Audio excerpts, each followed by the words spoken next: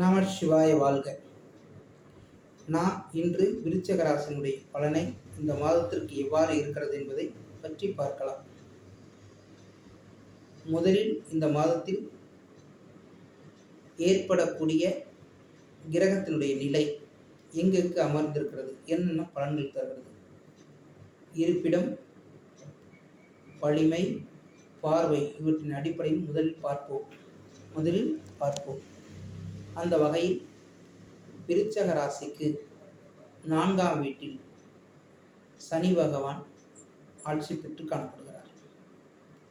5ஆம் வீட்டில் ராசியினுடைய அதிபதி செவ்வாய் பகவானும் ராகு பகவானும் புதன் பகவான் இடம்பெற்று காணப்படுகிறது. 6ஆம் வீட்டிலே சூரிய பகவான் சுக்கிர பகவான் நிலை பெற்று காணப்படுகிறது. 7ஆம் வீடு என்று சொல்லக்கூடிய ஸ்தானத்தில் குரு பகவான் இருக்கிறார்.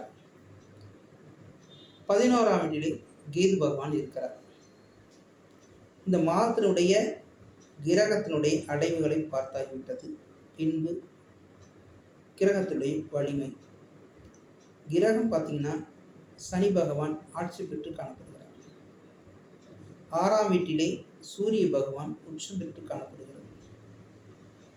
இந்த வகையில் கிரகத்தினுடைய வலிமை இவ்வாறாக இருக்கிறது. பார்வை என்று பார்க்கும் பட்சத்தில் குரு பகவான் ரிஷப வீட்டிலிருந்து 5ஆம் பார்வையாக கன்னி வீட்டை பார்க்கிறார். இந்த விருச்சிக ராசிக்கு அது 11ஆம் வீடாக வருகிறது. அந்த வகையில் இந்த ராசிக்கு 11ஆம் வீடு வரும் பட்சத்தில் மிகுந்த லாபத்தை பெறக்கூடிய அமைப்பை ஏற்படுத்துகிறார். காரிய தடையை தாமதப்படுத்துகின்ற அமைப்பு கேது பகவான் செய்தாலும் அதை பார்வையின் அடிப்படையில் தடை செய்கின்றார். சுபிட்சத்தை பெருக்க வைக்கிறார். ராசியை பார்க்கிறார். ராசியை 7ஆம் பார்வையாக பார்க்க வைக்கிறார். அந்த வகையில் 7ஆம் பார்வையாக பார்க்கும் செயல் ராசியின் தன்மை மேன்மை சுபிட்ச பார்வையின் அடிப்படையில் மேன்மை அடைகிறது. அந்த வீட்டின் அதிபதியாக வரக்கூடிய செவ்வாய் பகவான் வீட்டுக்கு 5ஆம் வீட்டிலே குரு வீட்டிலே அங்கம் வகிக்கிறது. அந்த வகையிலும் ஒரு நன்மையை ஏற்படுத்துகிறது. குருவுக்கு 11ஆம் இடத்திலும் செவ்வாய் பகவான் காணப்படுகிறார். அந்த வகையிலும் ஒரு நன்மையை ஏற்படுத்துகிறது. அடுத்ததாக 9ஆம் பார்வையாக குரு பகவான் மகர வீட்டை பார்க்கிறார். இது காரிய தாமதத்தை ஏற்படுத்துகின்ற அமைப்பை தடை செய்கிறது. அந்த வகையில் சுபிட்சமான ஒரு தன்மையை ஏற்படுத்துகிறது. அடுத்ததாக செவ்வாய் பகவான் 4ஆம் பார்வையாக ராசிக்கு 8ஆம் வீட்டையும் பார்வையின் அடிப்படையில் பார்க்கும் பட்சத்தில் அந்த வீட்டதிபதி நீச்சமாக காணப்படுவதனால் சற்று அவமானத்தை ஏற்படுத்தும். பின்பு நன்மையை அடையக்கூடிய அமைப்பை ஏற்படுத்தும். அதிர்ஷ்டத்தை பெறக்கூடிய அமைப்பை ஏற்படுத்தும். அடுத்ததாக செவ்வாய் பகவான் 11ஆம் வீட்டை பார்க்கிறார். அந்த வகையில் குரு பகவானும் செவ்வாய் பகவானும் 11ஆம் இடத்தை பார்ப்பது மிகுந்த ஒரு நன்மை ஏற்படுத்துகிறது. மங்கள காரியங்கள் சுபகாரியங்களில் இந்த ஜாதகர் எண்ணங்கள் மகிழ்விப்பதற்காக மன மகிழ்ச்சியை பெறக்கூடிய அமைப்பை பெறுகிறார். செவ்வாய் பகவான் 8ஆம் பார்வையாக 12ஆம் வீட்டை பார்ப்பது ராசி அதிபதியாகவே வந்து பார்ப்பதனால் இந்த ராசிக்காரர்களுக்கு அயன சயன போகஸ்தானமும் நிம்மதியாக வாழக்கூடிய அமைப்பை இந்த மாதத்தில் ஏற்படுத்துகின்றது. அடுத்ததாக வீடுகளுடைய தன்மை வீடுகளுக்கு எவ்வாறு பலனை தருகிறது என்பதை பற்றி பார்க்கலாம். ராசியின் அதிபதி நன்மை விட்டு காணப்படுவதால் இந்த மாதத்தில் மிகுந்த பொருளாதார வலிமை, மன மகிழ்ச்சியான வாழ்க்கை இவற்றையெல்லாம் ஏற்படுத்துகிறது. குடும்பத்துடன் வெளியில் செல்லக்கூடிய அமைப்பையும் ஏற்படுத்துகிறது. பொதுவாக இந்த மாதத்தில் இந்த விருச்சிக ராசிக்காரர்களுக்கு நிம்மதியான வாழ்க்கையும் பொருளாதாரத்தின் மேன்மையும் ஏற்படுத்துகிறது. 2ஆம் வீடு என்று வரும் பட்சத்தில் 2ஆம் வீடு தனுசு வீடாக வருகிறது. அந்த வீட்டின் அதிபதி குரு பகவான் அந்த வீட்டுக்கு 6ஆம் இடத்திலே இருக்கிறார். ராசியை 7ஆம் பார்வையாக பார்ப்பதினால் பொருளாதாரத்தை வழங்கக்கூடிய அமைப்பை பெறுகிறார். அந்த வகையில் மிகுந்த ஒரு நன்மையாக ஏற்படுகிறது. 3ஆம் வீடு என்னவென்றால் காரிய வெற்றியை தருகிறது. இந்த குரு பார்வையின் அடிப்படையில் தாமதமான காரியங்கள் சற்று அந்த உரிய காலங்களில் நடைபெறுகிறது. அந்த வகையில் நன்மையை ஏற்படுத்துகிறது. அடுத்ததாக 4ஆம் வீடு வரும் பட்சத்தில் இது மாத்ருஸ்தானம், சுகஸ்தானம், வண்டி வாகனஸ்தானம், முதலீடு ஸ்தானமாகவும் பார்க்கப்படுகிறது. அந்த வகையில் அம்மா உள்ளவர்கள், அதாவது தாய் உள்ளவர்கள், அவர்களுக்கு சனி இருப்பதனால் சற்று நோய்த்தன்மையை ஏற்படுத்தும். சனி பகவான் அங்கு இருப்பதனால் தாய்க்கு உடல்நலை குறைவை ஏற்படுத்தும். சற்று கவனமாக இருக்கக்கூடிய அமைப்பை பெறுகிறார்கள். இந்த ராசியை பார்ப்பதினால் அந்த குரு பார்வையின் அடிப்படை இந்த ராசிக்காரருக்கு நன்மை ஏற்படுத்துகிறது. ஆனால் அம்மாவுக்கு சற்று தீமையை ஏற்படுத்தும். பொருளாதாரத்தில் இன்வெஸ்ட்மெண்ட்டை கொடுக்கிறது. ஏனெனில் சனி பகவான் ஆட்சி பெற்று காணப்படுவதனால் இந்த மாதத்தில் இடம், வண்டி, வாகனங்கள் வாங்கக்கூடிய அமைப்பை ஏற்படுத்துகிறார்கள்.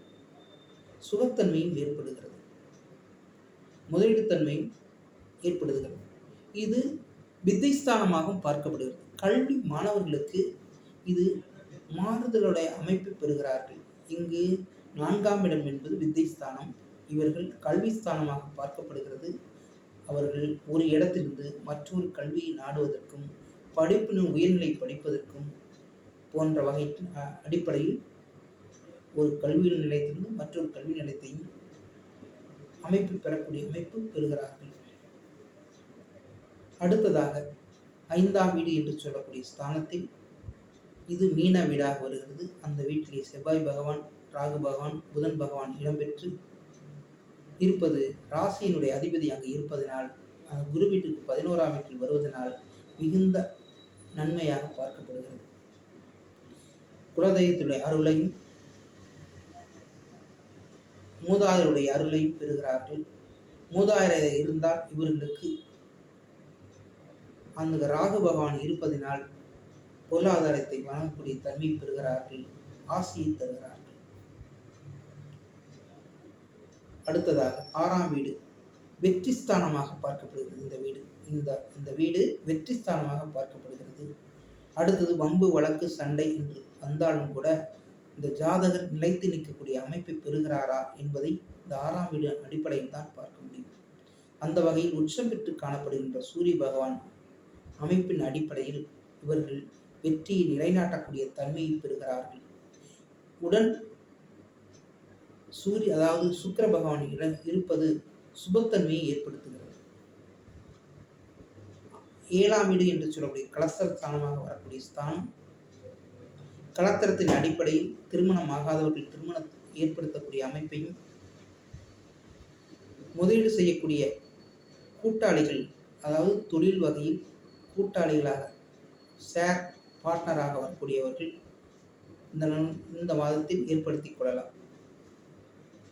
இது கலத்திர ஸ்தானமாக வருவது மனைவியின் அடிப்படையில் இந்த ராசிக்காரர்களுக்கு மிகுந்த அற்புதமான காலமாக பார்க்கப்படுகிறது.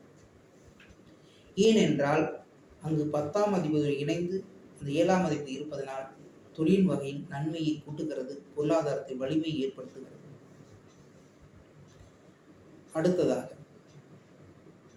8ஆம் வீடு. இந்த 8ஆம் வீட்டை செவ்வாய் பகவான் பார்ப்பது, ராசியின் அதிபதி பார்ப்பது மிகுந்த ஒரு அமைப்பு, நன்மையான பார்வையாகவே பார்க்கப்படுகிறது. அடுத்து 9ஆம் வீடு. 9ஆம் வீடு என்று சொல்லக்கூடிய பாக்கி ஸ்தானத்தினுடைய அதிபதி சந்திர பகவான் இந்த மாதத்தில் 12 ராசிகளையும் 27 நட்சத்திரங்களையும் சஞ்சாரம் செய்து வருகின்ற அடிப்படையிலும் இந்த பாகிஸ்தானத்துக்கு திரிகோணத்தில் ராசியினுடைய அதிபதி அங்கே நிலை பெற்று காணப்படுவதனால் மிகுந்த ஒரு நன்மையான காலமாகவே பார்க்கப்படுகிறது. 11ஆம் வீடு, அதாவது 10ஆம் வீடு என்று சொல்லக்கூடிய சிம்ம வீட்டை சனி பகவான் பார்ப்பது ராசிக்கு 10ஆம் வீடாக வருவது தொழிலை மேன்மைப்படுத்துகிறது. தொழில் வகையில் அபிவிருத்தியை கொடுக்கிறது. தொழில் செய்பவர்கள், புதிய தொழில் இன்வெஸ்ட்மெண்ட் செய்பவர்கள், ஷேர்னுடைய ஹோல்டர்கள் மிகுந்த லாபத்தை பெறுகிறார்கள். அடுத்ததாக 11ஆம் வீடு என்று சொல்லக்கூடிய ஸ்தானம் கேது பகவான் இருப்பதும் அங்கே குரு பகவான் பார்ப்பதும் மிகுந்த ஒரு நன்மையாக காலமாக பார்க்கப்படும். ஏனென்றால் அங்கு 11ஆம் வீடு என்பது லாபஸ்தானாக பார்க்கப்படுவது, லாபஸ்தானத்தை குரு பகவான் பார்ப்பது மிகுந்த லாபமாக பார்க்கப்படும். காரிய தடையை ஏற்படுத்துவதும் மகிழ்ச்சியின்மையை தருவதும் கேது பகவான் இருந்தாலும் குரு பார்வையின் அடிப்படையில் நன்மை ஏற்படுத்துகிறது. 12ஆம் வீடு என்று சொல்லக்கூடிய அயன சயன போகஸ்தானமாகவும் மறைவிடமாகவும் பார்க்கப்படுகின்ற ஸ்தானம். அந்த ஸ்தானத்தின் அதிபதி சுக்கிர பகவான் அந்த வீட்டை பார்ப்பதனால் நிம்மதியான வாழ்க்கையும் ஏற்படுத்துகிறது, மன மகிழ்ச்சியும் தருகிறது. இந்த மாதத்தில் பொதுவாக விருச்சிக ராசிக்காரர்கள் நன்மை பெறுகிறார்கள். நமசிவாய வாழ்க. அஸ்ட்ரோ குரல் டிவியை சப்ஸ்கிரைப் செய்தால் சப்ஸ்கிரைப் செய்து கொள்ளுங்கள். நண்பர்களுக்கும் உறவினர்களுக்கும் தெரியப்படுத்துங்கள். இந்த விஷயத்தை நீங்கள் மட்டும் தெரிந்து கொண்டால் போதாது, அவர்களும் நன்மை அடையட்டும். அந்த வகையில் நீங்கள் தெரியப்படுத்தலாம். நமசிவாய வாழ்க.